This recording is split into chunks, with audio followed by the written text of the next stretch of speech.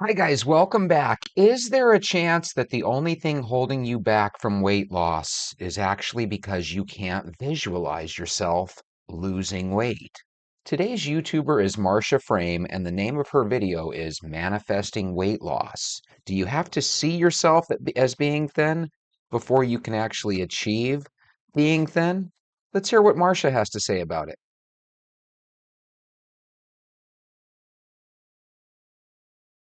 My name is Marsha Frame, and I have seen a lot of things on YouTube about weight loss, changing your features.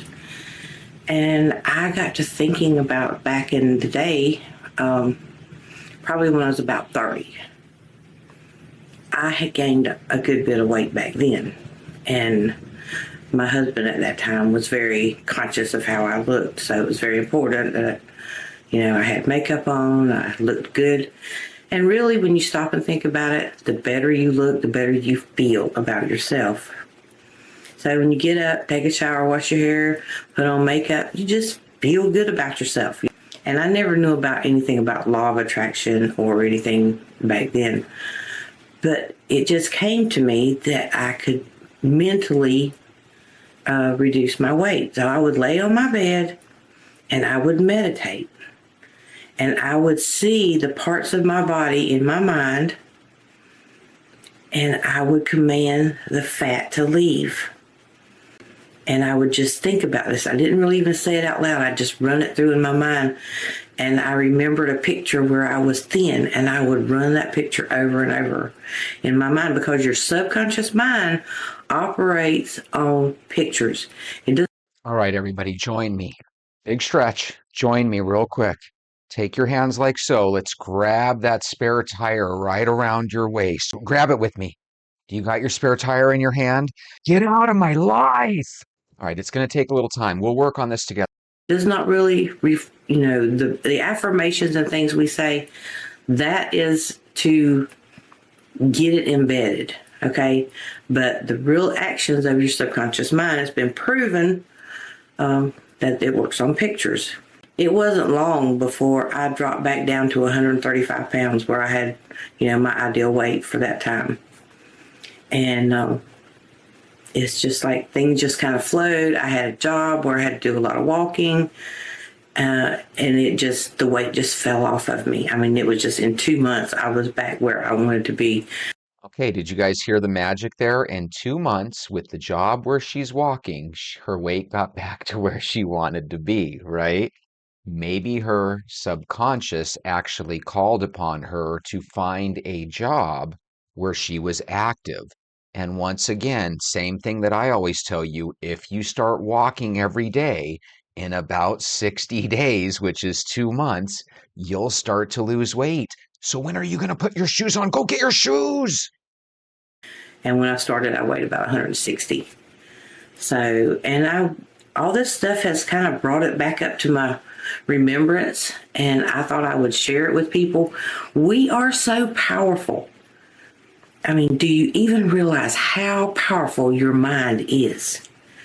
I mean, we stay so busy with the kids and the ball games and the cooking dinner and working, and just all these things. But if you can just take, 10 minutes a day, lay on your bed with everything quiet, count backwards from 20, breathing deep, go all the way into your diaphragm, and count backwards 20, 19, 18.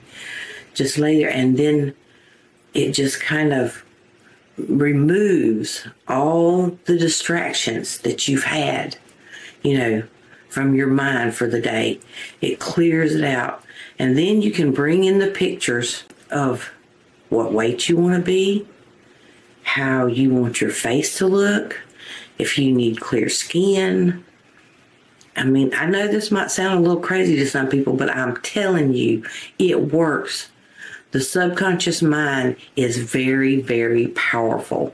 So let's talk about that real quick, because I think what she says is very, very true. Whether you think you can or you think you can't, you're probably right. If you looked wonderful 10, 15 years ago and you've got some pictures, grab those old pictures, Take a look at those old pictures. Maybe they're still on your phone or on your Facebook account, right? Take a look at those old pictures and visualize yourself getting back into that body. And then what we'll do is we'll put some actions behind those thoughts and we'll start walking until we arrive at that destination. The destination being that old self of yours that you want to get back to. And I knew these things, and I just felt like it was right for me to do these videos and tell people it really works. I was doing it way back before Law of Attraction ever came out. I did it my entire life. These things worked. And please like and share. Nothing special about me. I don't have a high education, but I know that my mind controls things. I think she's wrong. I think there's something very special about her. I think you guys should go to Marsha Frame's channel and subscribe. Some people find a plan that works for them and they stick with it. Some people are constantly on a search for a new plan that'll work for them. If you're one of these people that is constantly looking, I want you to know there's one thing I admire about you. You're never giving up. People don't say that too much, right? Because they're like, hey, instead of looking for stuff, you need to start doing, right? Because actions do speak louder than words. But if you're the type that's constantly looking, it shows me that your heart, mind, and soul don't want to give up on yourself. So never quit and believe in yourself, no matter how hard it is. And so does yours. And you should feel good about yourself every day. You get up, you go brush your teeth, you got to go to the bathroom. So look in that mirror and tell yourself, I am good enough. I am enough. I am a powerful being and I am beautiful. Sounds a little crazy, right? Just try it for a week. Maybe go find a picture of the size you want to be again. Meditate and have that burnt into your mind and think about it. I'm deliberately summoning the trillions of cells in my body as of today to go on an age reversal mode, whereas every day I wake up, I will be 1 week younger than I was the day before, keeping me looking 30 for the rest of my life. God says, ask and you shall receive, so therefore I am. The cells in my body will know exactly what to do because I trust and believe in them. The collagen under my skin will progress steadily. My muscles will grow on their own, therefore burning the unnecessary fat in my entire body, allowing my physical body to externally contour to a more youthful look, and will continue for the rest of my life. And this is what this person says. And then so every morning when you're washing your face and just before shower, usually just after waking up, because that's when we are in a more receptive mode, just look at yourself in the mirror and reaffirm, wow, I am looking younger and younger every day. I love Marsha Frame. Give me a thumbs up if you love Marsha Frame too. You know who Marsha represents, ladies? She is your best friend. That's who she reminds you of, right? Because she's best friend material. So what you ought to do is you ought to pick up your phone, look up your best friend that you haven't spoken to in a couple weeks or a couple months and tell her that you want to take her out to lunch. She also represents a neighbor that would be hella fun to have. You could have hour-long conversations with a person like Marsha. Listen, I think that instead of getting younger every day, because there's nothing wrong with the age that we're at, why don't we just try to get a little bit better today than we were yesterday? And then why don't we make it a goal to be even better tomorrow than we are right now? And we can do that real easily together. Go get your shoes. It's time. Let's go for a walk.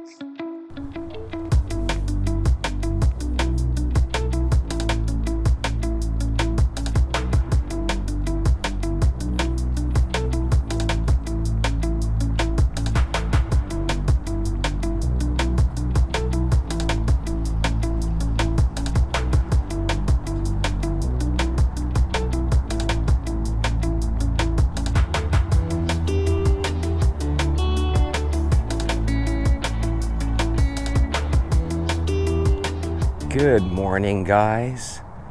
You know what's interesting?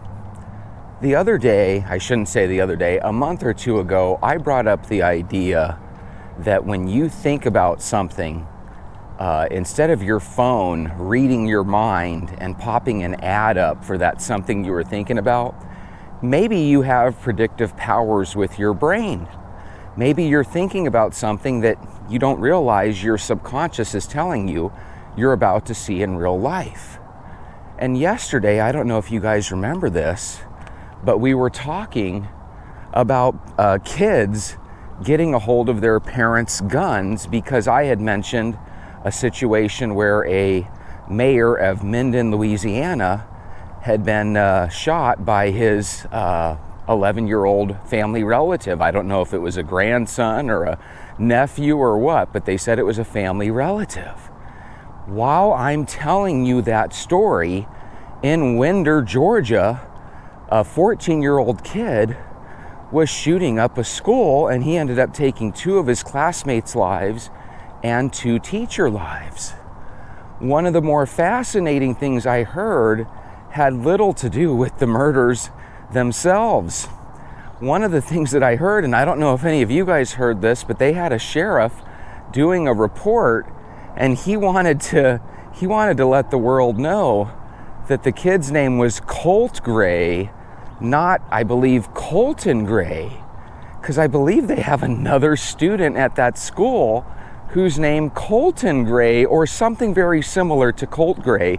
If any of you guys heard this, please let me know, because I just thought that was so interesting that people would have a name that are so similar to one another.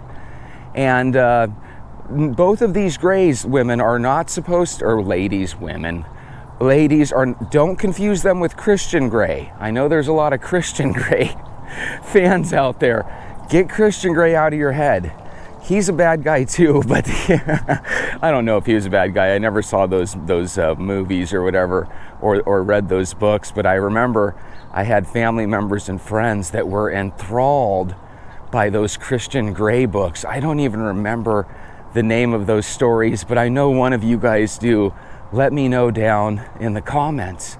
The reason I brought up the Colton Gray situation is when I was in high school, believe it or not, we had 2 kids named Brian Howard.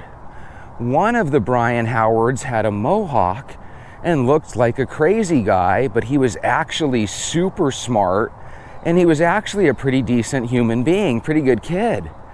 The other Brian Howard took out one of our classmates to the desert and left her for dead.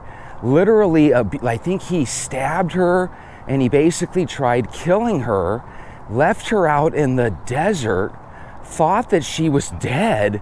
Apparently she played dead or nearly was, but ended up walking back to the street some way, somehow, and she ended up living through the experience. I don't even remember her name, but I remember Brian Howard's. A couple of years later, I'm going through the court system, when I'm trying to get joint custody of my daughter, and all of a sudden I'm in an elevator with Brian Howard, my ex-classmate, and his lawyer, and I'm literally in the presence of an ex-classmate that tried killing another ex-classmate. So the world is a very small place.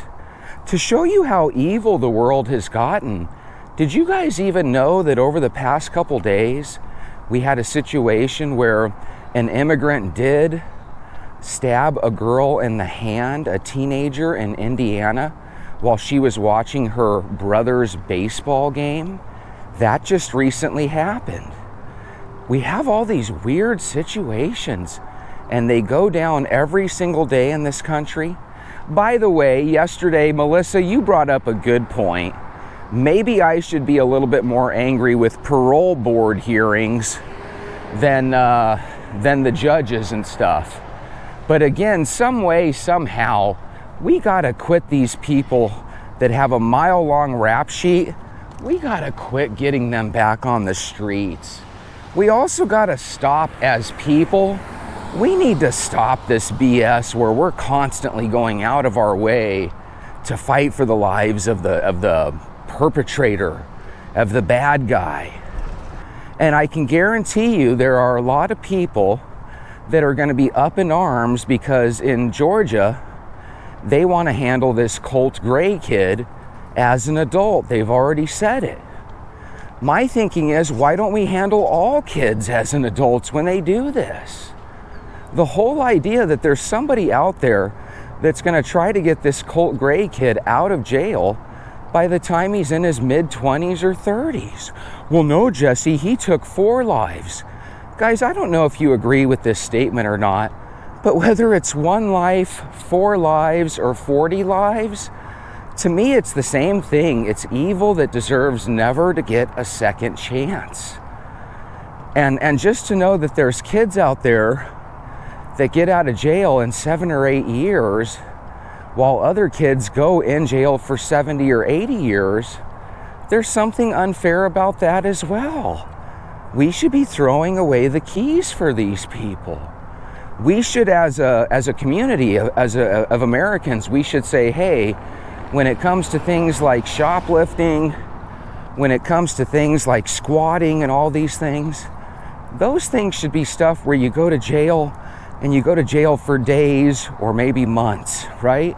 We can all agree that's not a go to jail for the rest of your life type offense.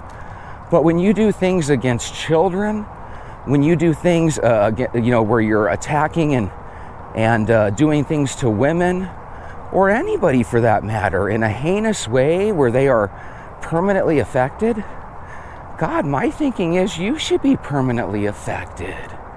Well, no, Jetchy, what about mental illness? You know what? If you have mental illness and you're not taking your medicine and you end up harming somebody, you should go to jail for a long, long time. It is your responsibility. If you have mental illness, you should be on your medicine. For you to skip your medicine like my Uncle David used to and go back to Looney Town, that should be criminal. Now, I know these things sound cruel and harsh, and oh my God, I didn't realize Jesse was this way. I am tired of people being victimized. I am tired of hearing these stories. Every one of you would be sick of this if it affected a family member. That's where empathy comes in. You have to put yourself in the family member's points of view. And when you look at things from the victim's point of view, there is no answer other than get these people off the street forever. Forever. And then some of these cities and states, I don't know if you noticed this, but over the last handful of years, some of them have gotten rid of a portion of their police presence for social workers. So when there's an issue or a problem with somebody, instead of sending a policeman out to a squabble, they want to send these like groups of social workers. That is just a mistake ready to happen. If you do that, pretty soon those social workers or whoever it is you send out to a call of domestic violence or whatever, pretty soon they're going to start becoming victims too. You can see that a mile away. Sometimes people only respond when a guy goes out there with a gun. Do you want that to be another bad guy so you have bad people shooting bad people back and forth? That's gangster mentality from the 80s and 90s. We need to get rid of that. We need to start putting these bad people behind bars. And I'll tell you what, if we actually did this, life would actually change for the better. We might not be able to stop people's initial, hurting of people, but we can definitely do something about the recidivism rate. We can let people know that, hey, according to the science, this particular group of people, let's call them murderers, they have a 85, 95% recidivism rate.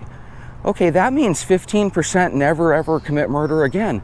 I don't care. The first one was enough. Throw them all in jail, never let them out. These parole boards, they should definitely do audits of the people, find out if they deserve to be on a parole board. Some way, somehow, I think we can all agree we're letting America's most heinous criminals back on the street to just repeat the crimes they did. I think in a way we are all responsible for that. We should all know that, hey, this poison that we're throwing in the world, it's going to come back on us. So again, I hate that stuff.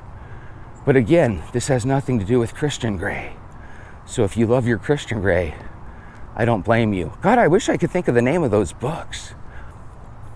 By the way, One of the things that I did learn just by looking at YouTube videos just this morning is almost every day around the country in places like Houston, Chicago, and even small town USA, almost every day there's some sort of story about kids doing this or people doing that.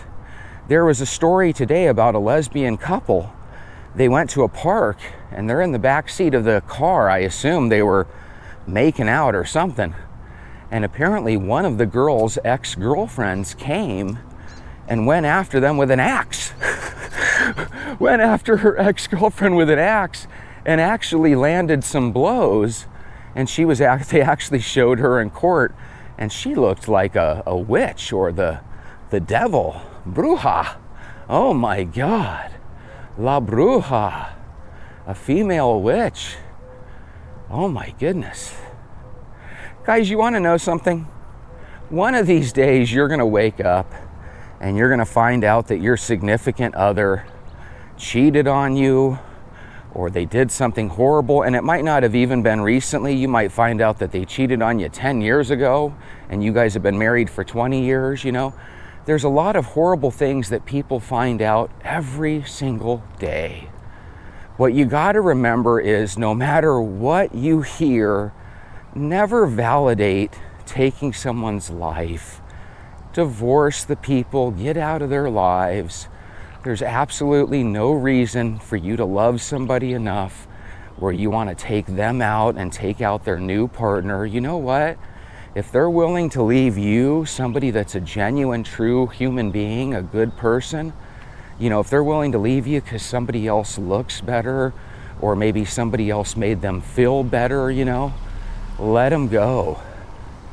Let them go. I know that's the most painful thing to hear, but I think we can all agree that we've almost all, to a T, experienced some sort of partner in the past that has cheated on us. Once a person cheats and they want to leave, let them go, because you're not dealing with the same person that you fell in love with. You know, I think a lot of times we forget that those love chemicals that we're crazy about another person when we first meet them, they fade.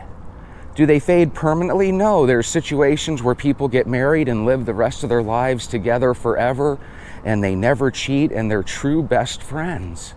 Those things happen.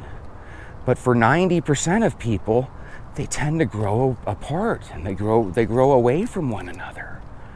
If that's you, if that's your relationship, one of the best things you can do is get a strategy, get a plan, go on a walk, try to figure out something that you can do.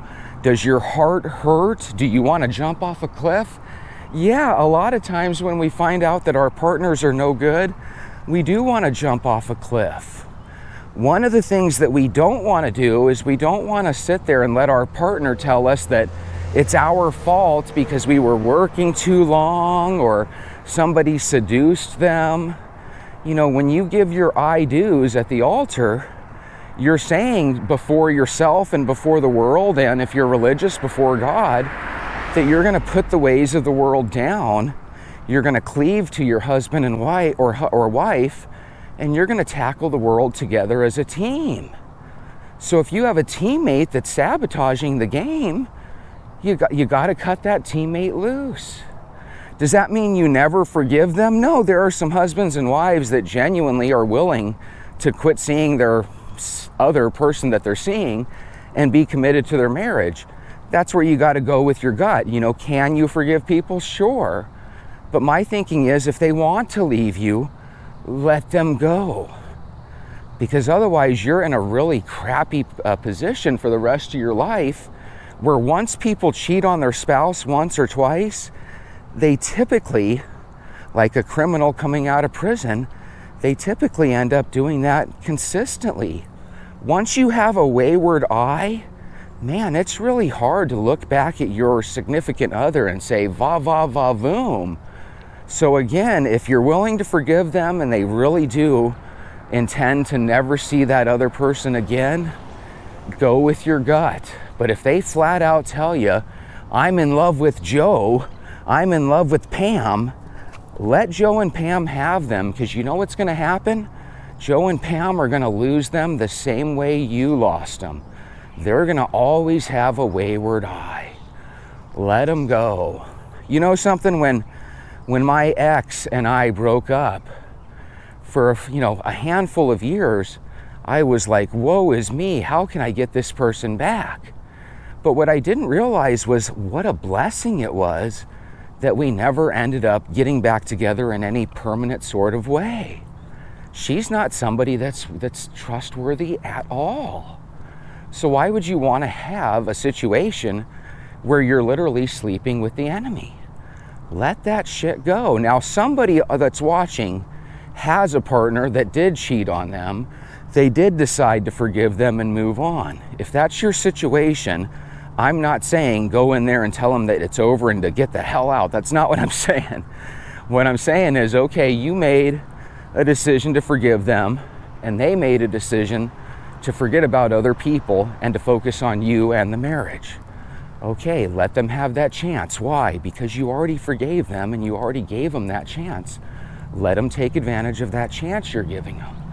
But if they screw up again, get them out of your lives.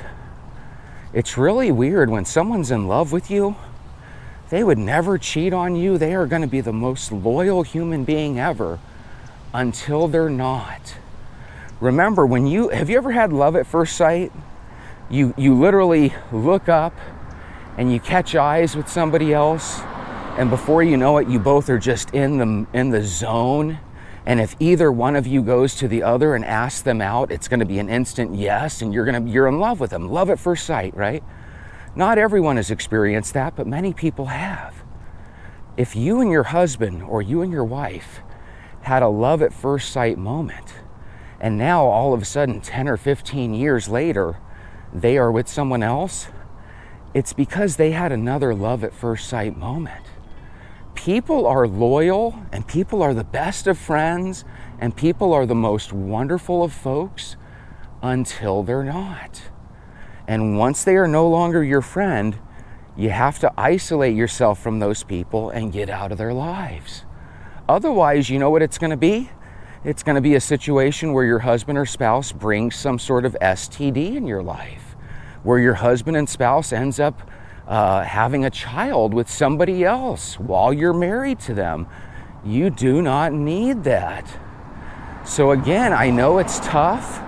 For some of us, we might be married to a breadwinner where it's like, hey, if I leave them, I'm homeless. I know there's situations like that. If that's the case and you have to live with somebody, live with them, but just know in your heart, it's probably over. It's probably over. Once people move on beyond you, it's kind of like a chapter in a book that you've read. Why the heck would you need to go back and read that chapter again? Now, I know some of you are reading Gone with the Wind or this Christian Grey book, and you're thinking, hey, I love chapter 13, page 69. I want to read that page and chapter again. Jesse doesn't know what he's talking about. Okay, sometimes we do want to reach back to an old flame. That could be a situation, right? You go to your high school reunion, you see Betty, the ugly girl in high school, and now all of a sudden she looks like $1 million. Those things happen, okay? Those things happen. If you're one of these people that has cheated on your spouse, if you're brave enough to admit it, that your spouse gave you another chance and that everything ended up working out, wonderful, you got lucky. But the reality is, he or she should have left your punk butt. They shouldn't have given you another chance. And have you been a good spouse or partner simply because nobody else, you didn't have that second or third love at first sight with people? That's probably the truth. But again, if you're a venter and you have gained forgiveness from your spouse, we'll leave it alone. I don't want her to leave you again or him to leave you again. These things I find super, super duper fascinating, these dynamics that we're in. I've seen a lot of husband and wife combos where when the husband or wife is not in the room, the person acts completely different. I've seen a lot of situations where I've met buddies, especially at work, because they're not really close buddies, But I had this buddy named Chris once, and he passed away a long time ago, but he was such a good guy. But he had a wife named Katrina, and she was the type that whenever Chris wasn't around, she would all of a sudden put her arm around people's backs and just act really, really kind of like a floozy. Oh my God, I remember I just didn't like her at all. She was the nicest person, very nice to me, but she was the type that it was like, I felt like she was always looking for the next partner, even though she was married to my coworker friend. And that was such a sad situation. I think we've all met people like that. Ladies, you guys, I'm sure through the years had some girlfriends that were married that weren't necessarily the best partners. Where every time you want to go out to the club with your single friends, your married friends are like, well, I can still go to the club. I'm not giving up my rights to have fun. If you're married and you're going to the club with your girlfriends, that's not a good deal. You gotta stop that. You really do. Here's the crazy things. Your girlfriends, because remember, they're gonna forever be jealous of you. Your girlfriends want you to go to the club. They want you to treat your husband or your wife like a piece of crap. They want you to be single again. You know? It amazes me what people let their girlfriends or their guy friends talk them into.